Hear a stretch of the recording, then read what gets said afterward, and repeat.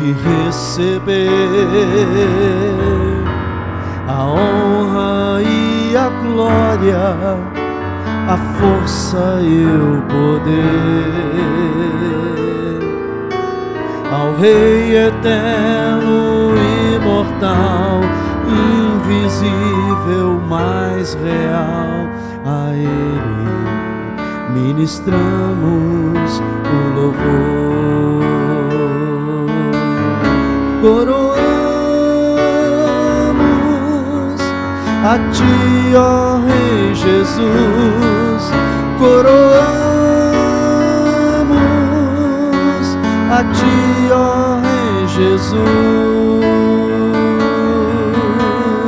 adoramos o Teu nome, nos rendemos aos Teus pés, consagramos todo o nosso ser a Ti. Coroamos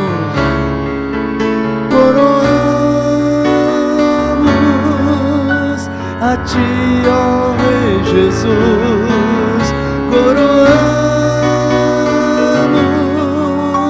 a Ti, ó Rei Jesus, adoramos o Teu nome, nos rendemos aos Teus pés. Que mais? Consagramos todo o nosso ser a Ti, consagramos todo o nosso ser a Ti, consagramos todo o nosso ser a Ti.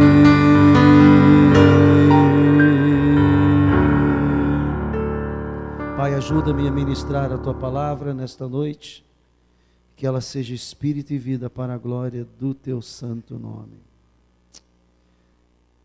Eu comecei a pregar uma mensagem esta manhã, que eu considero ela fundamental na vida de qualquer cristão. Quantos querem chegar no céu? Quantos querem servir ao Senhor toda a sua vida? Então você precisa aprender algumas coisas, porque esta jornada é longa, e essa jornada ela é cheia de lutas e desafios.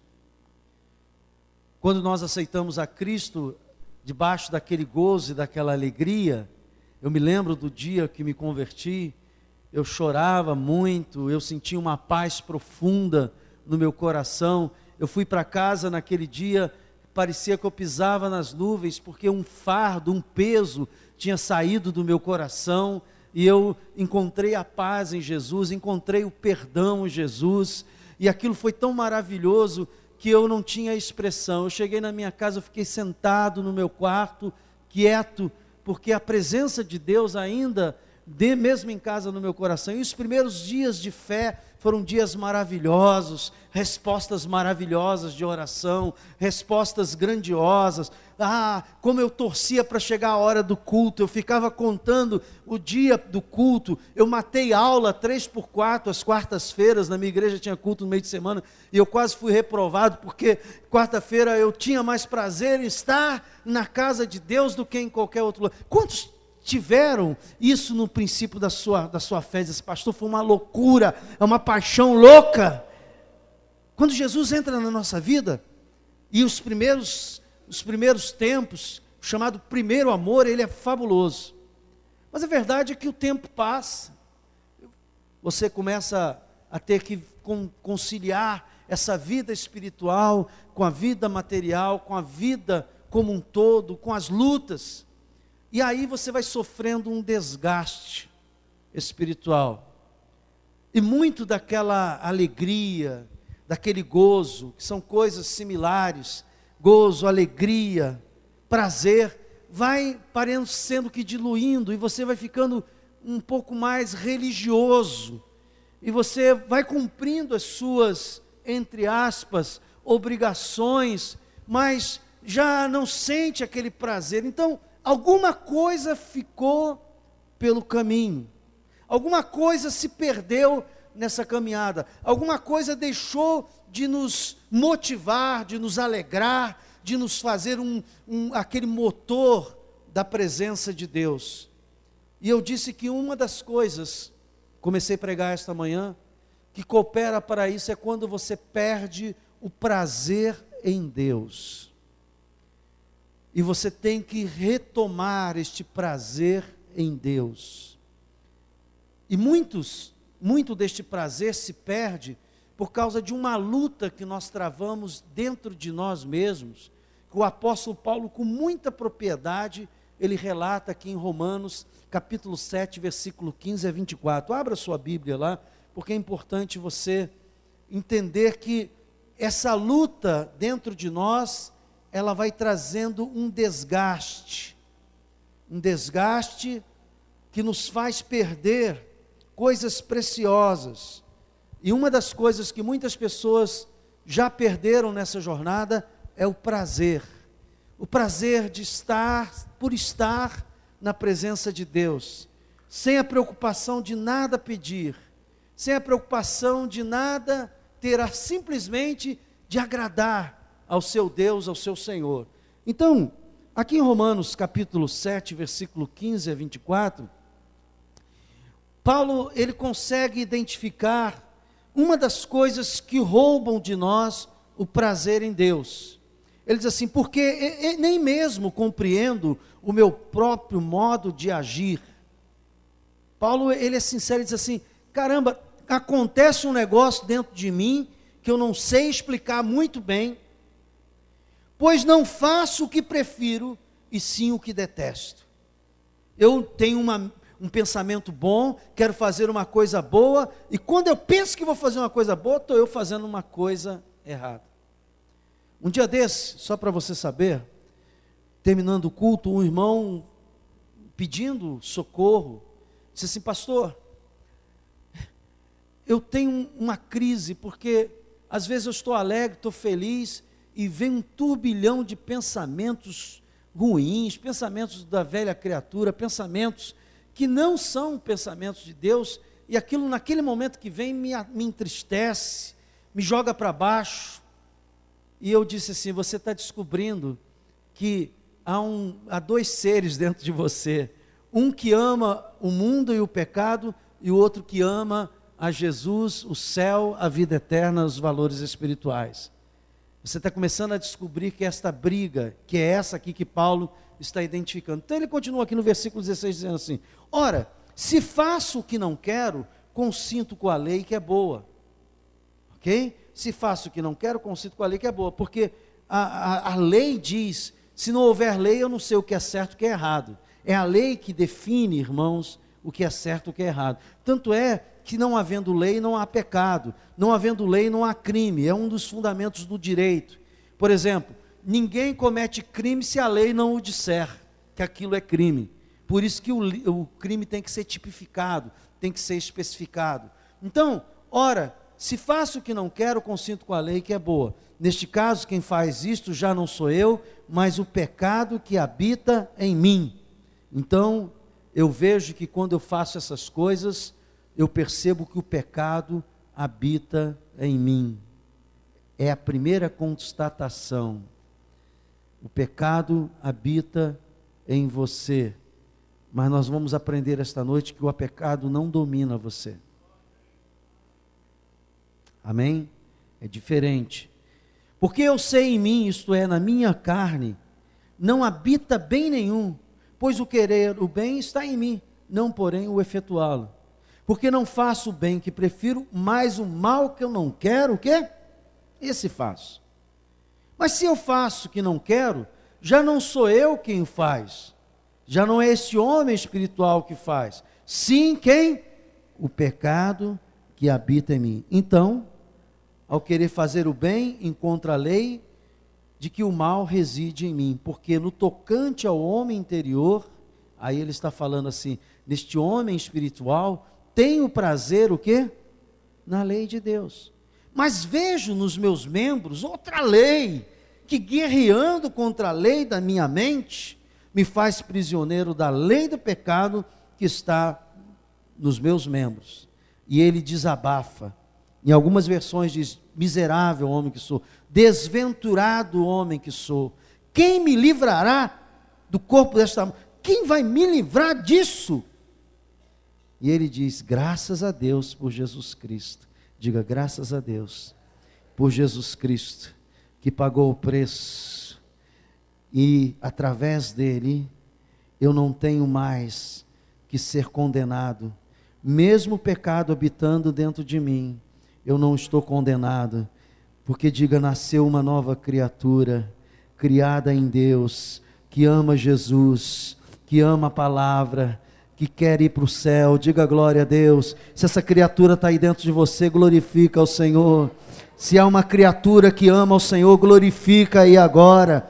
Essa é a hora de você botar para fora e dizer, eu dou glória a Deus, porque eu sei que o meu Redentor vive dentro de mim, mesmo diante das minhas fraquezas. Então ele diz assim, graças a Deus por Jesus Cristo, nosso Senhor, de maneira que de mim mesmo, com a mente, sou escravo da lei, mas segundo a carne, da lei do pecado.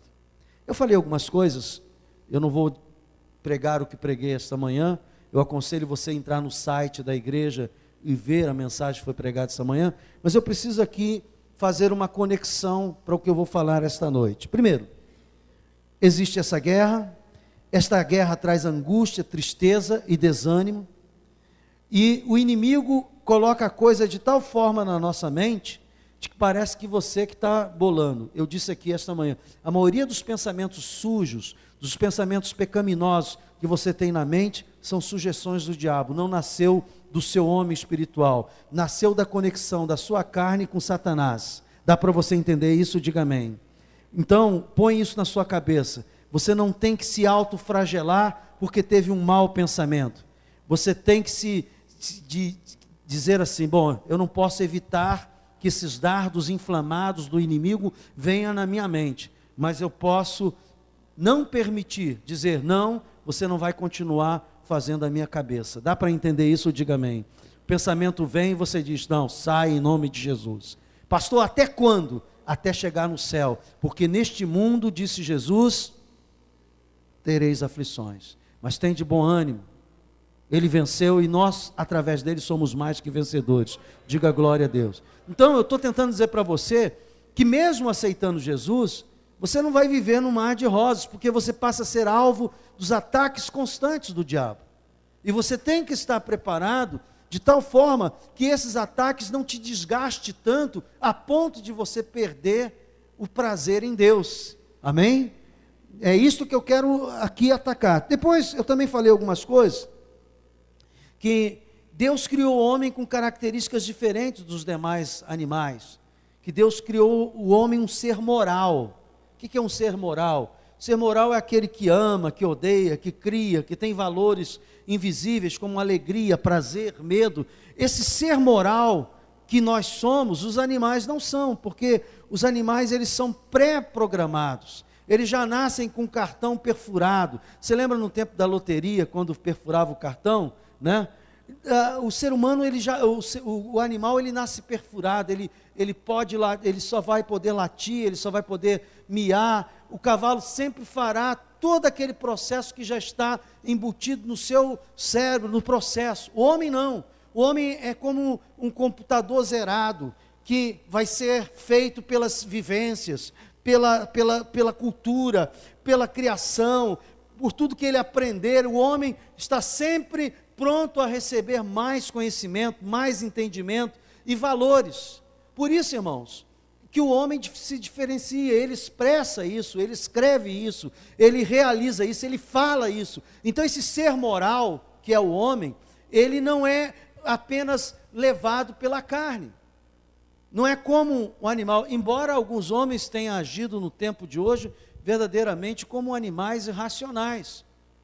Porque quando o ser humano, ele se torna um matador, ou a pessoa que vira uma pessoa que só vive para os prazeres do mundo e para os prazeres da carne, ele começa a ser muito mais irracional. Em nome deste prazer, ele faz loucuras. É daí que vem as drogas, porque eu quero aqui repetir o que falei esta manhã. O homem foi criado e estimulado pelo prazer e para o prazer. Esta que é a grande verdade. Tudo que Deus colocou na nossa vida de estímulo é puxado pelo prazer. Seja ele, nós vamos falar daqui a pouco, o prazer físico, o prazer da carne, seja o prazer emocional e seja o prazer espiritual. Então, a Bíblia diz, em 2 Coríntios 5,17, que quem está em Cristo é o quê? Nova criatura. Então, Deus cria por meio de Jesus uma nova criatura, que essa nova criatura, ela tem valores espirituais, muito além de valores morais, porque ouça o que eu vou falar para você. A sociedade, de forma geral, tem valores morais. E dependendo da época, um valor moral é mais importante ou menos importante, né? Eu dei o exemplo aqui que no tempo que eu era criancinha, que mamava no peito da minha mãe, muitos anos atrás, mas eu também era bebê, a mulher que usava calça comprida era difamada. Algum senhor, ou senhora, senhorzinho, senhora, lembra disso? Lembra, né? Mulher que usava calça comprida era difamada, era mulher da vida. E por que não falar? Houve um tempo na nossa sociedade que as pessoas divorciadas eram discriminadas. Quando a mulher se declarava divorciada, não chega perto, né? Vai roubar teu marido. Isso não mudou muito não, roubar o marido não mudou muito não, mas já não é tão discriminado, amém? Então, a verdade é que, dependendo da sociedade, certos valores morais estão à frente ou não. Mas quando você nasce em Cristo, além dos valores morais que você criou, recebeu de herança, você começa a ter valores espirituais. E aí, irmãos, eu quero dizer uma coisa para você. Vem comigo aqui, em 1 Coríntios capítulo 15, e eu quero ler com você sobre esta nova criatura. A Bíblia diz...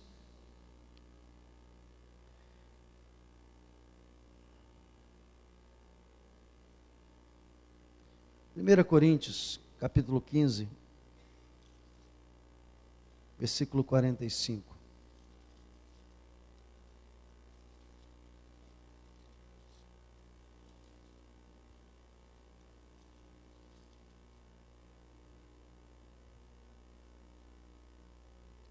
Só para você saber que eu estou me guiando pela palavra de Deus, amém? Diz assim: pois assim está escrito, o primeiro homem, Adão, foi feito o quê? Diga, alma vivente.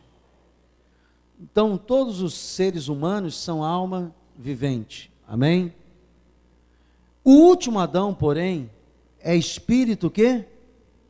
A Bíblia diz que nós fomos feitos em Cristo, que é esse último Adão, uma nova criatura. Essa nova criatura, ela é mais que alma vivente. Ela é espírito vivificante. Em outras palavras, ela não vive apenas pelas questões sensoriais do corpo, dos 5 sentidos do corpo. Ela não vive apenas pelo intelecto dela. Essa nova criatura criada em Deus, ela começa a ter dentro de si valores espirituais, e ela começa a ter dentro de si vida espiritual, que as pessoas do mundo não conhecem. A Bíblia diz assim: Deus não leva em conta o tempo de quê? Da ignorância. Então as pessoas do mundo, elas criam várias formas de prazeres através da alma, e você vai ver que as pessoas, por causa desse prazer, alguns se enfiam nas drogas, por causa desse prazer, alguns se enfiam na bebida, por causa desse prazer, alguns se enfiam no sexo, por causa desse prazer, alguns se enfiam em jogos. E essa busca da felicidade pelo prazer, porque nós somos seres criados para ir buscar o prazer, está no nosso DNA. Dá para você entender isso? Diga amém. Começa a levar a pessoa, ela não conhece, ela não tem vida espiritual, então ela começa a buscar prazer só a nível de alma, só a nível de corpo, ela só quer esses prazeres, e tanto é que tem gente que até faz o samba, né? Dizendo assim, quero morrer numa batucada de samba. Alguém lembra disso? Quem? De bamba? Como é que é? Quero morrer. Canta, negão. É isso aí. E posso ser sincero? Se não nascer de novo, vai morrer mesmo. Então, este é o prazer que o mundo conhece e que vive. A pessoa quer alegria, o que é que ela faz? Ah, eu vou lá para o pagode, né? E dependendo do pagode, ela sai alegre ou sai com cachação no meio da mufa, né? Vai depender. Então, ouça o que eu estou tentando dizer para você, é o seguinte, a Bíblia está dizendo aqui, que Deus, quando criou o homem, fez ele alma vivente. Esse foi o primeiro Adão, ele foi criado assim. E esse primeiro Adão, nós aqui identificamos, que Deus testificou, lá em Gênesis capítulo 6, quem lembra disso que eu li esta manhã? Gênesis capítulo 6, versículo 3, Deus identificou que este primeiro Adão criado, este homem natural que não compreende as coisas do Espírito, que você fala, o cara diz, eu não entendo o que você vai fazer tanto naquela igreja, não entende mesmo, por quê? É o homem natural, não entende, se não for revelado pelo Espírito, ele não vai entender nunca, porque ele só vai ter compreensão de coisas espirituais, se ele se tornar espiritual, as coisas espirituais só se discernem, o quê? Espiritualmente. Então, aí em Gênesis, o que diz aí? Alguém pode ler bem alto? 6:3, hein? Alguém achou? É isso mesmo? Então disse o Senhor, quem começou, termina. O meu espírito não agirá para sempre no homem, pois este é o quê? Carnal. Você sabe que quando Adão pecou, Deus disse para ele, no dia que você comer dessa árvore do conhecimento do bem e do mal, o que vai acontecer? Você vai morrer. E aí foi a morte espiritual. Tanto é que o homem que foi criado para ter vida eterna, deixou de ter vida eterna e passou a ter esse tempo que Deus falou. Porque o fôlego de vida que nós temos, que é o Espírito, diga, o fôlego de vida de Deus, que habita em nós, ele não se renova no homem natural. Por isso que a Bíblia diz que naquele dia, Deus vai ressuscitar aqueles que são seus, e eles viverão eternamente. Porque o meu espírito estará ao contrário do primeiro Adão, estará para sempre com ele. Nós passamos a ser um espírito vivificante, irmãos. Não somos apenas alma, não vivemos apenas do intelecto e do corpo. Há uma outra implicação na nossa vida. Então, estou falando isso porque o texto vem, agora volta lá aquele texto, 1 Coríntios capítulo 15, versículo 45. Então ele diz assim, pois assim está escrito, o primeiro homem, Adão, foi feito o quê? Alma vivente. E o último Adão, porém, é espírito, mas não é o primeiro o espiritual, e sim o natural, depois o espiritual. O primeiro homem formado da terra é terreno, ok? O segundo homem, você foi gerado por um homem e uma mulher que tiveram relação sexual, seguindo o padrão antigo, né? Que agora tem tanta novidade, mas independente da novidade, ainda continua a prevalecer. A semente vem de um homem e o óvulo vem de uma mulher, amém? Não furou o padrão divino. Então, o primeiro homem formado da terra é terreno, o segundo homem é do céu. Como foi o primeiro homem terreno, tais são também os demais homens terrenos. E como é o homem celestial, tais também os celestiais. E assim, como trouxemos a imagem do que é terreno, devemos trazer também a imagem do que é o quê? Celestial. Isto afirma, irmãos, que a carne e sangue não podem herdar o quê? O reino de Deus, nem a corrupção herdar a incorrupção. Ouça o que eu vou falar para você. Você não consegue adorar a Deus em espírito e em verdade só com coisas materiais, com o corpo. Nós temos aqui instrumentos, nós temos toda uma música preparada. Tudo isso aqui é importante, tem o seu valor. Mas se isso não for feito por você e por mim, e pelos que estão aqui ministrando louvor, como um ato que vem do Espírito, nós vamos cultivar no máximo um ambiente religioso. E religião é fruto da cabeça do homem.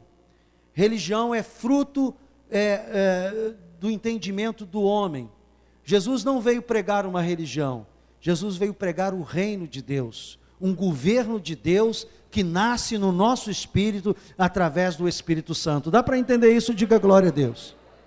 Por isso que carne e sangue, quer dizer, tudo que é material, não pode, irmãos, ultrapassar para o mundo espiritual. Porque as coisas espirituais só se identificam e se realizam espiritualmente. Por isso o homem natural não compreende as coisas de Deus. Por isso Deus não leva em conta o tempo da ignorância, que a pessoa não tinha conhecimento de Deus. Por isso que a Bíblia diz que quem não nascer de novo não pode ver o quê? O reino de Deus, porque está ligado a este ser espiritual que nasce de Deus. E a maior prova que uma pessoa pode ter que ela nasceu de novo, escute bem, é quando ela tem a briga interior, aquela briga que eu falei no início, que Paulo disse: o bem que eu quero fazer, mas o mal que eu não quero, esse faço. E quando você tem essa briga, ela é a prova textual que você nasceu de novo, porque existe o homem pecador e o homem de Deus criado em Cristo Jesus dentro de você. E essa briga não é ruim, essa briga ela é uma prova, é a contraprova de que Deus está em você, porque ouça, o camarada que vive no pecado, ele faz o pecado e ele não tem nenhum tipo de condenação. Quem vive no pecado, comete o pecado e não acha que fez nada de mal. Você lembra da sua velha criatura? Você fazia uma opção de coisa, você, não, isso é normal, não tem nada demais. Sabe por que as pessoas estão encarando essa questão do homossexualismo com tanta naturalidade? Simplesmente por uma razão: eles não nasceram, então eles entendem que tudo é normal. O pecado é normal. O erro é normal, tudo é normal. Por quê? Porque quem não nasceu de novo não tem crise, não tem conflito da briga deste homem interior. Mas quando você tem briga no seu interior, é sinal que tem uma nova criatura aí dentro de você, nascida em Cristo Jesus, e essa criatura de alguma forma se incomoda com essa parte sua pecaminosa. Glória a Deus, diga louvado seja o nome do Senhor. Então, irmãos, a Bíblia diz que nós temos que aprender a viver na carne, viver com a alma e viver no espírito. Como é que este novo homem nascido em Cristo pode dominar o pecado, o homem natural? Há uma receita para isso. Eu quero que você leia comigo em Romanos capítulo 6, esse texto. Vem aqui comigo. Romanos 6, 14. Você está aprendendo alguma coisa? Diga glória a Deus. Deus está renovando na sua mente coisas que você tinha esquecido. Diga glória a Deus.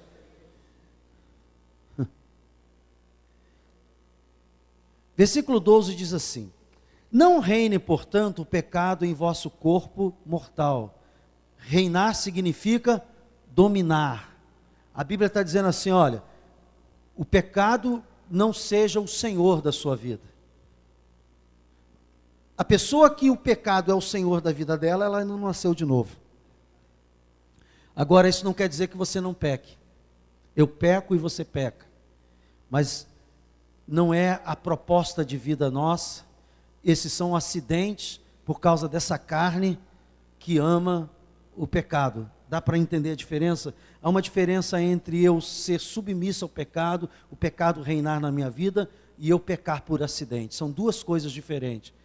Eu não consigo deixar de pecar totalmente porque eu tenho um corpo, eu vivo num mundo, eu estou vivendo cada dia e sofrendo as intempéries do mundo, do diabo, das tentações e da fraqueza da minha carne. Então, acidentalmente, isso pode acontecer. Agora, quando a pessoa tem o domínio do pecado, ela não tem discernimento espiritual de nada. Ela não nasceu de novo, se nasceu, morreu. Amém? Que também pode acontecer de uma pessoa morrer espiritualmente. Não reine, portanto, o pecado em vosso corpo mortal, de maneira que obedeçais o quê? As suas paixões. Não são as paixões da minha carne que determinam o curso da minha vida. Quem determina o curso da minha vida é o Espírito Santo revelando a palavra de Deus. Diga glória a Deus. E diz assim: e nem ofereçais cada um os membros do seu corpo ao pecado, como instrumento de iniquidade, mas oferecei-vos a quem? Oferecei-vos a Deus, como ressurretos dentre os mortos, e os vossos membros a Deus, como instrumento o quê? E ele explica, porque o pecado não terá domínio sobre vós. Diga assim: o pecado não tem domínio sobre nós. Eu posso às vezes cometer alguma falha, mas o pecado não me domina, porque eu estou debaixo da graça. Aleluia, glória a Deus, maravilhoso Deus. Por isso que a Bíblia diz que o amor de Deus não tem como explicar, irmãos. Tudo bem, você está achando que até agora, pastor pregou, graças a Deus vou para casa. Não, agora que eu vou começar a pregar a mensagem desta noite. E eu quero falar a você, no início desta noite, que os estímulos de crescimento do homem é o prazer. É o prazer. Tudo que Deus quis que desse certo, Ele criou um prazer.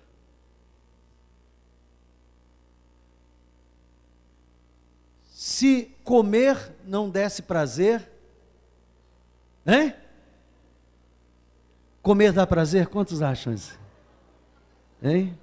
Tem angu baiana depois do culto aí? Ainda tem? Sobrou? Acabou, né? Eu caí dentro do angu baiana hoje, né? Na hora do almoço, aqui na igreja. Hein? Comer dá prazer? Amém? Coisa boa, né? Os crentes não acusam os pecados de adultério, de roubo, mas o pecado da gula, ele reina em muitos corações na igreja, porque há pessoas que não têm limite. Já diz que até festa de crente não tem bebida, mas o pessoal come, que é uma loucura, né? Mas Deus sabia que você precisava sustentar esse corpinho lindo que você tem, como eu tenho o meu. Tem que ter muita fé para dizer isso diante do espelho, viu, irmão? Você não sabe o exercício que eu faço, eu fico olhando para o espelho assim, de Jesus, tem misericórdia. Vai ter fé assim, em outro lugar. Mas eu aprendi a não falar palavras negativas, né? E a minha esposa me ajuda, ela me engana, mas eu aceito. Eu aceito. Você é uma bênção, você é meu amor, você é isso e aquilo, eu acredito plenamente. Mas a verdade, irmãos, que tudo que Deus percebeu que o homem precisava ter sustento, Ele colocou um prazer. Ele disse: crescei-vos e... Já pensou se o sexo não desse prazer? Ia ser um problema. Não haveria procriação. Então Deus sabia que o homem precisava crescer, porque ele precisava do homem para reinar nessa terra. Ele precisava do homem para fazer parte do seu exército celestial. Diga glória a Deus. Então ele sabia que o homem precisava multiplicar. Então ele criou o prazer no sexo. Prazer puxa o sexo. O que mais que dar prazer? Hein? Vamos lá. Vamos sair do corpo, vamos entrar na alma. Quantos têm prazer em ouvir música? Hã? Tanto dá que música é uma coisa fabulosa, dá dinheiro, a beça. E por que a música dá prazer? Porque a música ela vai na nossa alma. É um prazer que não depende da questão física, depende dos pensamentos. Leitura dá prazer, quando você começa a ler um bom livro e que você penetra nele, dá prazer. Dormir dá prazer? Foi vocês que não vieram essa manhã, né? Estavam dormindo. Dá prazer, né? Por quê? Porque nós precisamos dormir ou não? Então, Deus criou tudo aquilo que Deus queria, ouça bem, que tivesse uma continuidade, um sustentáculo, Ele colocou uma pitada de prazer na criação do homem. Por isso, o prazer é o carro-chefe das coisas que a gente faz. Por exemplo, quantos têm um prazer tremendo de trabalhar segunda-feira?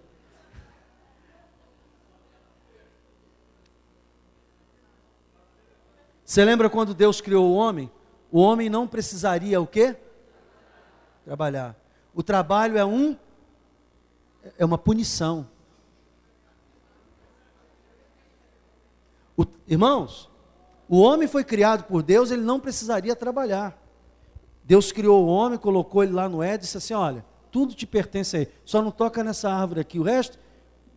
E o homem vivia aposentado. Mas não aposentado à moda brasileira, aposentado à moda suíça. Ouça bem, com a desobediência do homem, o trabalho veio na forma de... É por isso que você não tem prazer no trabalho. Por quê? Porque o trabalho, ele te desgasta. Mesmo que seja um trabalho que você goste de fazer. Mas tem um dia que mesmo gostando, você diz, eu queria estar longe daqui. Né? Então, eu estou tentando aqui delinear para você essa ideia. O estímulo do crescimento no homem é o prazer. E espiritualmente não é diferente.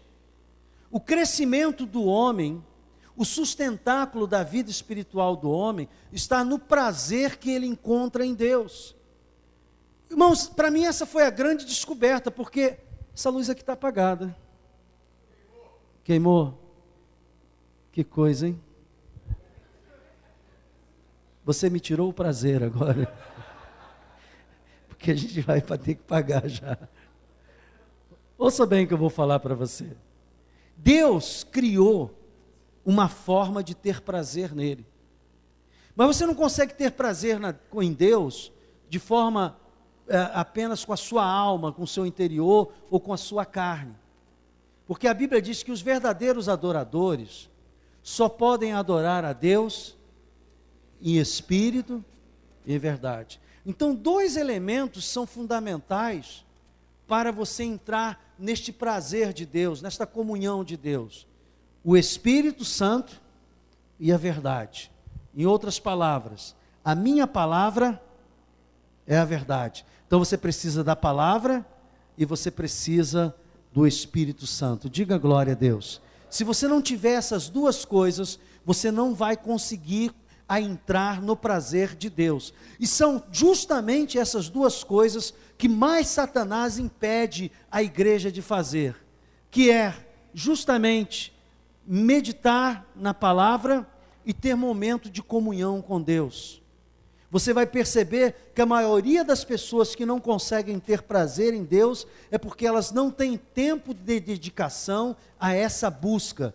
Buscar-me-eis e achareis quando buscar de tudo. Eu tenho tempo para trabalhar, eu tenho tempo para estudar, eu tenho tempo para ver até a sogra que eu não gosto muito. Eu tenho tempo para ir ao futebol, eu tenho tempo para ver novela, eu tenho tempo para ver filme, eu tenho tempo para ficar na internet horas e horas, mas eu não tenho tempo para criar um ambiente, o seu lugar secreto, o seu jardim de adoração com Deus. Por quê? Porque justamente o diabo usa a velha fórmula que ele usou no Egito. Quando ele percebe que você está buscando a Deus, ele acelera a sua vida. Ele começa a exigir mais de você. Ah, pastor, está vindo da igreja, está envolvido no ministério tal, tal. Mas agora eu tenho que fazer um trabalho tal, eu tenho que fazer aquilo. E a pessoa entra nesta cilada de Satanás e sem perceber, começa a perder a comunhão com Deus, que é a fonte da sua alegria, do seu prazer espiritual. Diga glória a Deus pela revelação. Então, nós temos prazeres que nós estamos buscando como o mundo. Tem crente que só vive pedindo a Deus coisas materiais. Irmãos, a Bíblia diz que Jesus é o noivo e que a igreja é a noiva de Cristo. Quantos creem nisso? Diga amém. Quando você começa a buscar só prazeres materiais e prazeres deste mundo, a Bíblia diz que o mundo é inimigo de Cristo, inimigo de Deus. Quem ama o mundo não consegue amar a Deus. E às vezes, há pessoas dizendo assim para a noiva, noiva de Cristo, que é a igreja, você é a igreja, diga amém. Ame o mundo, ame o inimigo de Cristo. E como é que eu amo o mundo? É quando eu começo a dar muito mais espaço às coisas que o mundo me oferece, do que o que é devido a Deus. Por isso, irmãos, ouça agora o que eu vou falar. Eu, como pastor, eu estou falando isso aqui como um alerta. Eu tenho percebido que nesses últimos anos, o fluir do Espírito Santo está se extinguindo em muitas igrejas. Nós vemos um show, e eu vou dizer, show não produz a presença de Deus. O que produz a presença de Deus é a palavra e o Espírito Santo. Nós estamos vendo superproduções, mas não está havendo novos nascimentos, não está havendo pessoas transformadas pelo poder de Deus. Eu estou apavorado.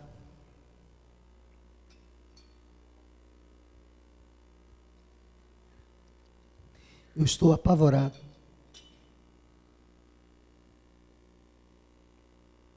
Porque o modelo de igreja que adotaram, a igreja de auditório, está produzindo esse tipo de igreja. Eu assisto o culto como assisto um show, pago o meu ingresso através dos dízimos, das ofertas, e alguns que fazem campanha, e tudo bem. Irmãos, a vida com Deus não é uma vida religiosa. A vida com Deus é uma vida no Espírito, de intimidade com Deus. Crente que não lê a Bíblia, que não ora, que não tem tempo com Deus, não consegue ter vida, porque não há conjunto, não há aparato musical que produza a vida espiritual. Vida espiritual é um produto de intimidade com Deus.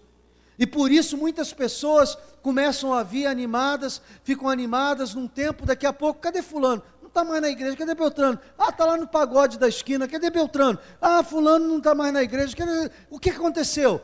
Aconteceu que essas pessoas não desenvolveram o prazer em Deus. E o prazer em Deus independe desse aparato aqui.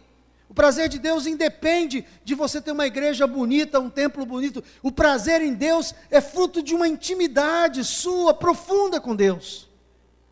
E se esse prazer não houver, você vai se cansar. Eu mandei o pessoal nós temos o seminário funcionando, a escola bíblica funcionando aqui, e numa dessas aulas eu disse assim, olha, escreva aí, e você nunca mais vai esquecer isso.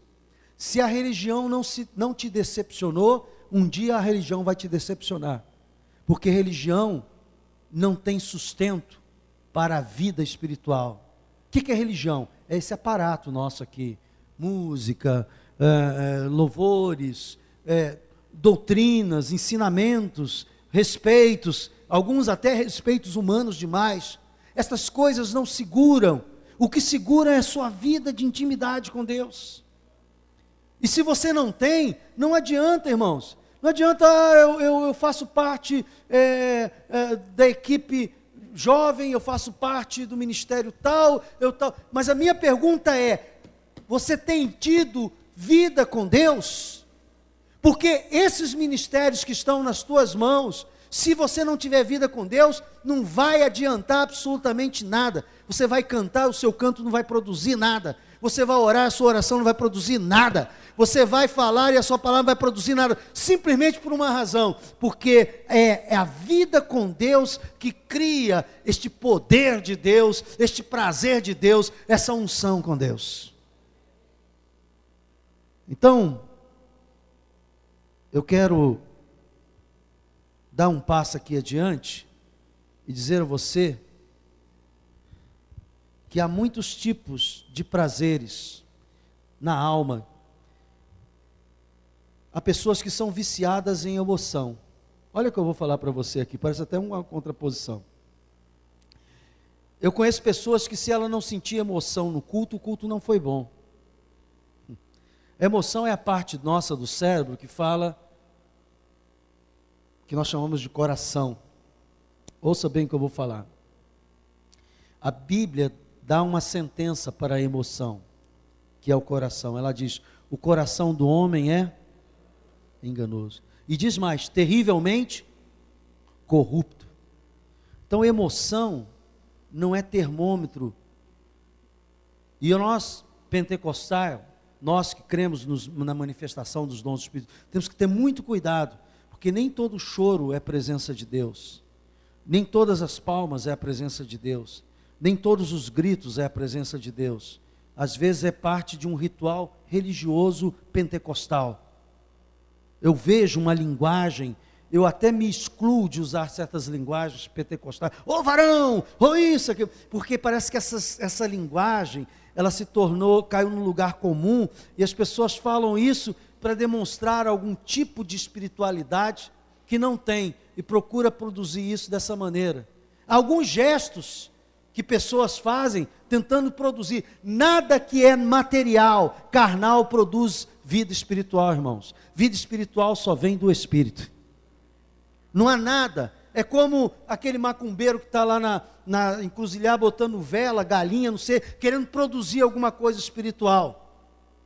Não adianta eu tentar produzir vida espiritual nascido da carne, porque a Bíblia diz que o que é nascido da carne é carne, e o que é nascido do Espírito é Espírito. Quando se fala carne, está falando da vida material como um todo. Então, ouça, há pessoas que são viciadas em emoção, e a emoção não é a prova necessária.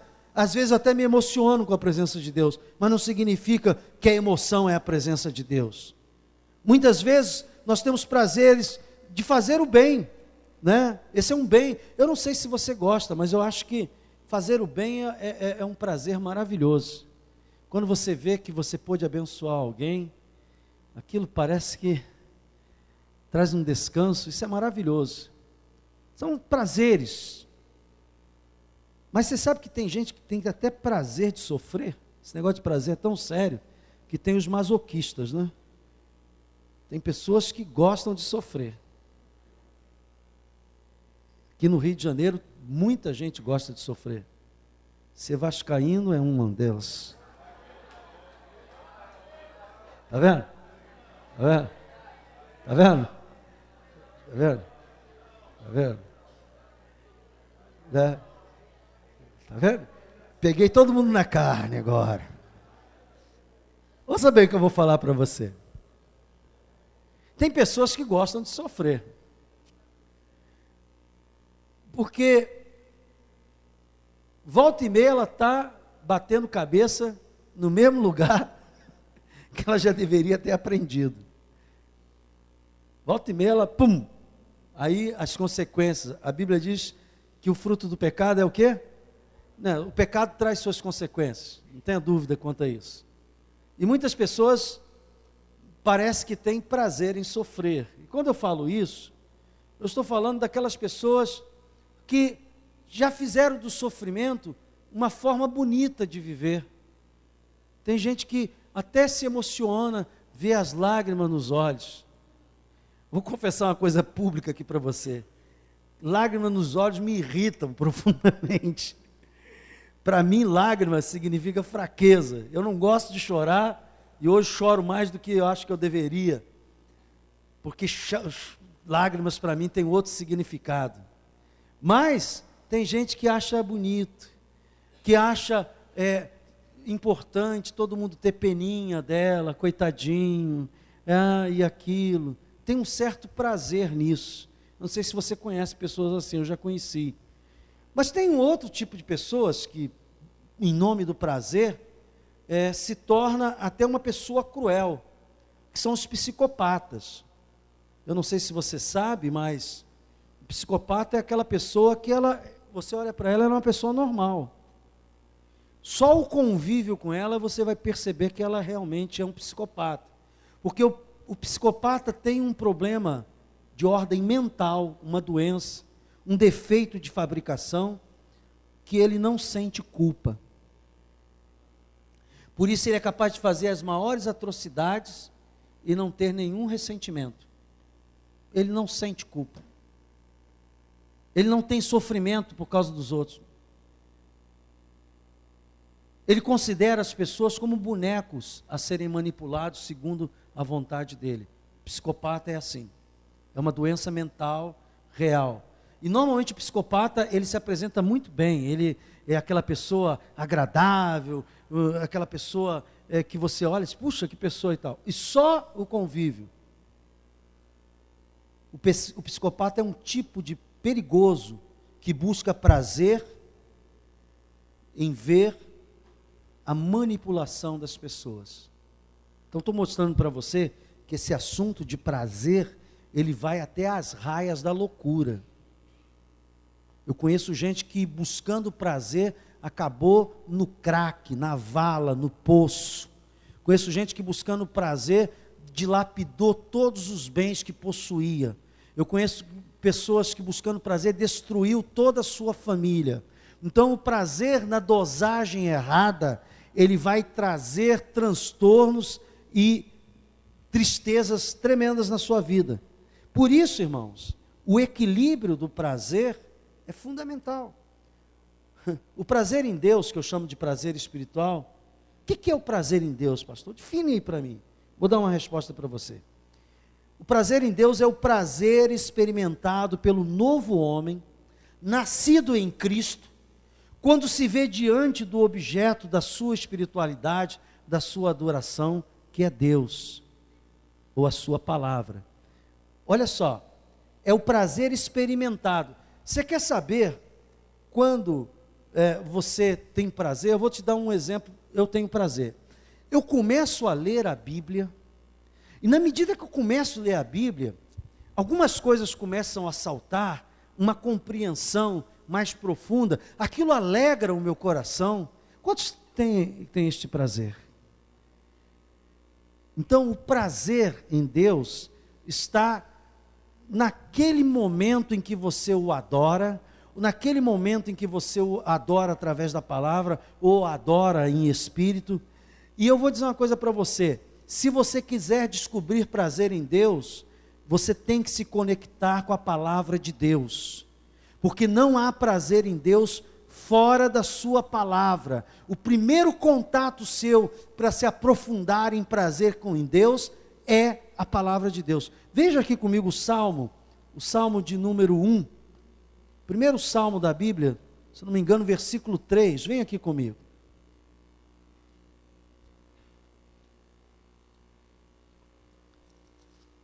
Pastor, eu quero ter prazer em Deus, então vou te dar a receita aqui. Eu preciso que o meu homem espiritual cresça, avança, amadureça. Então, preste atenção. Capítulo 1.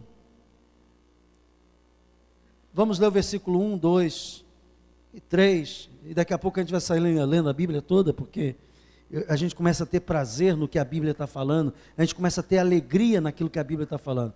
Bem-aventurado o homem que não anda onde? No conselho dos ímpios. Não se detém aonde? No caminho dos pecadores. Nem se assenta aonde? Na roda dos escarnecedores. Versículo 2. Antes o seu prazer está aonde? Na lei do Senhor, que é a palavra. E na sua lei, que é a palavra, medita. O primeiro passo para alguém querer ter prazer espiritual é essa pessoa se conscientizar de uma coisa: eu tenho que ler a Bíblia todos os dias, eu tenho que meditar na palavra de Deus todos os dias. Deus deu esse conselho a Josué.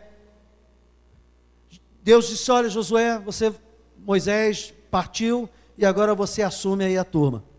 Mas vou dizer uma coisa para você, Josué, o quê? Medita na minha palavra de dia e de noite, porque é dela que vai vir a fonte que você precisa. Irmãos, tem gente que não lê a Bíblia fora deste lugar. Tem pessoas aqui, nós temos uma coleção de Bíblia ali esquecidas. Não sei nem o que foi feita dessa coleção de Bíblia. Eu tinha um bolo assim de Bíblia, um dia olhando assim, meu Deus do céu, esse pessoal não lê Bíblia em casa. Porque não é possível.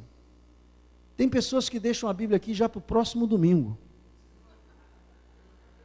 Quer dizer, entre um domingo e outro, necas de pitibiriba. Não medita nada, não lê nada. Aí depois, quando a gente diz assim, vamos adorar a Deus, irmãos, a pessoa está sequinha. Está sem nenhum conteúdo, sem nenhuma vida, porque ela está desconectada desta ligação com Deus que dá prazer, ela não encontra prazer. Então, a Bíblia diz assim, ó, antes o seu prazer está na lei do Senhor, e na sua lei medita de dia, de noite, de dia, de noite. O que você tem que fazer? Você vai começar a achar prazer em Deus. Para contrabalancear todos os outros prazeres que você tem, para que você não seja arrastado pelo prazer da comida, para que você não seja arrastado pelo prazer do sexo, não é que, ouça bem, irmãos, tem que falar isso aqui com cuidado, porque tem borracha fraca na área aí.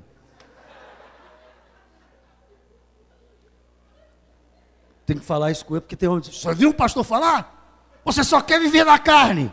Irmão, com a tua mulher tu tem que cair dentro. Claro, se você é igual a mim, já está com dificuldade, peça ajuda. Tem azulzinha, tem médico, tem... Mas a Bíblia diz que o casal tem que cair dentro.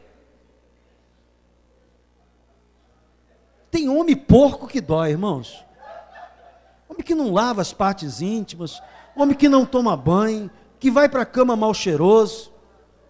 Se você precisar de um perfume, fala comigo ou com a minha esposa, que a gente tem para vender. Aí, ouça bem, aí diz assim, ainda espiritualiza. Você ouviu o pastor falar? Nós não podemos viver na carne. Irmãos, eu estou falando isso em relação à mulher do vizinho, a tua não. Me lembrei agora do meu secretário, pastor, o óbvio tem que ser dito. Então eu estou falando óbvio aqui, porque muitas pessoas dizem, o pastor disse que agora a gente tem que buscar prazer em Deus, buscar prazer em Deus, então minha filha fica aí. Não, você está entendendo, eu estou falando para fora do casamento, porque dentro do casamento vocês são um só, a pessoa no casamento é um só. Então, ouça bem, há muitas pessoas que não entendem isso, de que precisam encontrar tempo para estar com Deus. Quantos querem, irmão, ser crente até a eternidade? Levante a mão aí. Ouça o que eu vou falar para você. Em nome de Jesus, medita na palavra de Deus, de dia e de noite. Como, pastor? Ore, diga, Espírito Santo, me revela a palavra.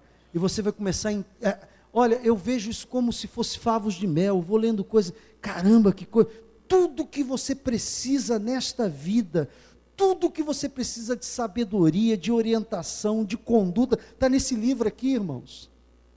Eu fiz uma pergunta na escola bíblica, eu disse assim, qual é a maior autoridade da igreja? Qual é a maior autoridade na igreja?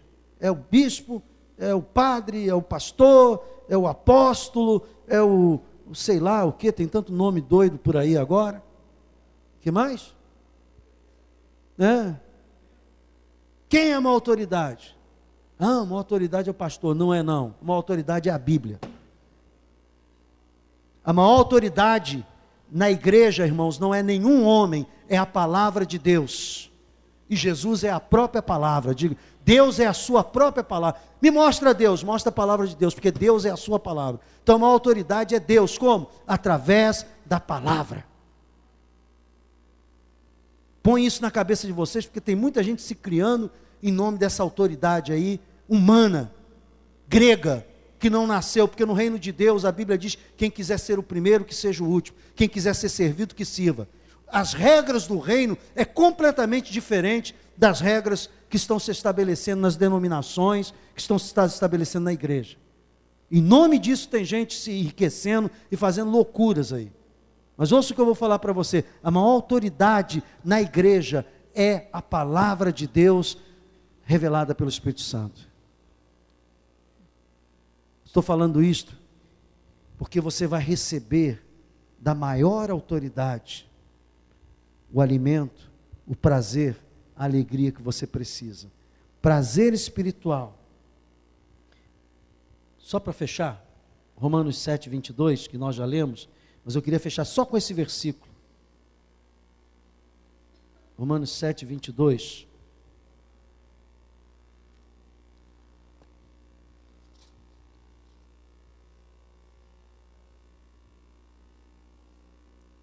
Olha o segredo do apóstolo Paulo.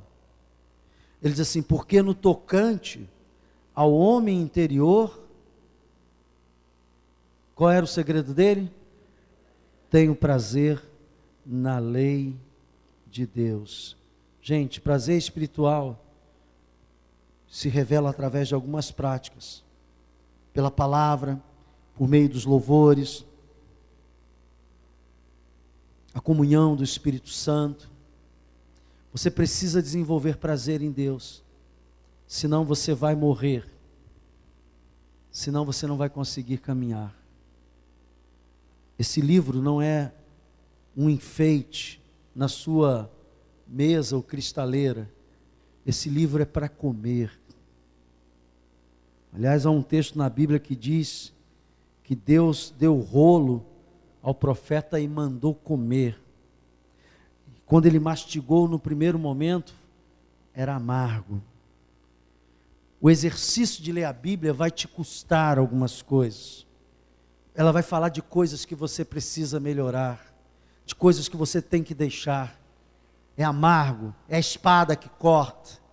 É o primeiro momento. Mas ouça, depois que você começa a permitir que a palavra guie a sua vida, lâmpada para os meus pés é a tua palavra e luz, então você vai sentir a segunda fase de ter comido essa palavra, é doce. É mais doce que o mel. Todo prazer pede uma entrega, e eu quero terminar com isso. Todo prazer pede uma entrega. Se você quer conquistar algum prazer, seja em que área for, você tem que se entregar. Se você quer conquistar prazer espiritual, você tem que se entregar. Quando a igreja foi formada, lá em Atos capítulo 2, que houve a visitação do Espírito Santo, derramamento do Espírito Santo, eles ficaram dias e dias buscando uma entrega. Jesus disse: não se afasta até que do alto sejais revestido de poder. E eles ficaram lá, aqueles 120 discípulos, orando, parece 40 dias, buscando. Ouça, para encontrar o prazer espiritual, você vai ter que buscar. Eu vou lá, se Deus quiser. Não é isso que a Bíblia está dizendo. A Bíblia está falando: buscar-me-eis e achareis, quando buscardes de todo o vosso coração. Devemos pedir a Deus este prazer por meio do Espírito Santo. Mas lembre-se, se você não tiver este prazer, como você foi um ser criado para ter prazer, você vai começar a buscar outros prazeres. É por isso que muitos estão fora da igreja, porque começaram a buscar outros prazeres, incentivaram esses outros prazeres e se esqueceram de buscar o prazer em Deus. Que Deus nos ajude, que Deus nos guarde, nos proteja e não permita que Satanás roube da nossa memória essa palavra de hoje. Vamos ficar de pé.